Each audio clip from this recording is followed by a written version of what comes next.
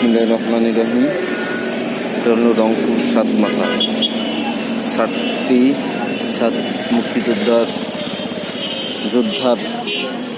স্থলবন্দর।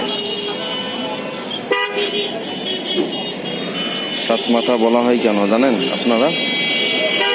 সাতমাথা বলা হয় যে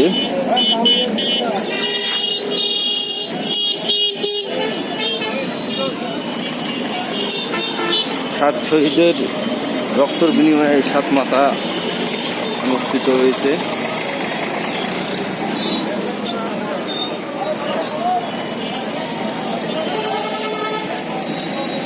আব্দুল জব্বার, আব্দুল খালিক, আব্দুল বাকি।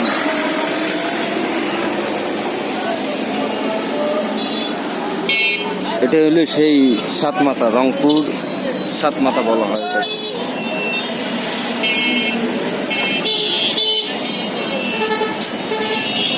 এই সাতমাথার পিছনে অনেক কারণ আছে। কারণ হলো বীর মুক্তিযোদ্ধা এনারা।